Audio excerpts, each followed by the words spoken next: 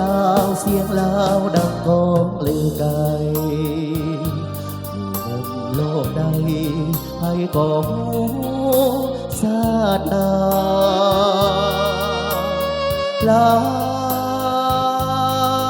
ว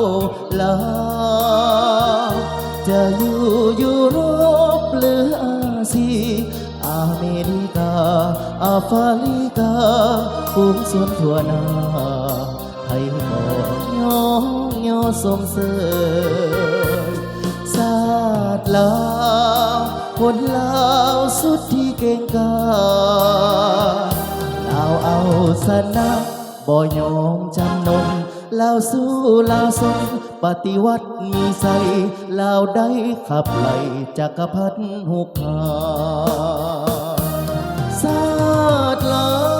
วบ่ได้โดดเดี่ยวเอกาลาวมีเพื่อนมีใกล้ชิดทั่วโลกโลกาศักดิ์ศรีสวยงามสง่าดาเพนาชาติลาวเฮียม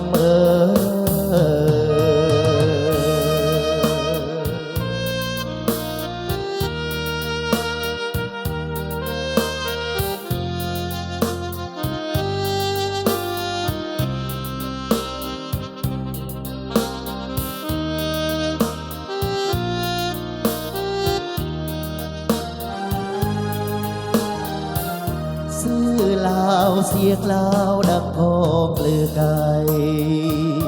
อยู่มุมโลกใดให้ก็หูชาติลาวลาวจะอยู่ยุโรปหรืออาซีอเมริกาแอฟริกาฝูงทนทั่วหน้าให้ก่อย่อส่งเสริมชาติลาวคนลาวสุดที่เก่งกาลาวเฮาชนะบ่ยอมจำนนลาวสู้ลาวสนปฏิวัติมีใส่ลาวได้ขับไล่จักรพรรดิหุกหาชาติลาวบ่ได้โดดเดี่ยวเอกาลาวมีเพื่อนมีใกล้ชิดทั่วโลกโลกาศักดิ์ศรีสวยงามสง่าอีกอาเพนาชาติลาวเงียมชาติลาว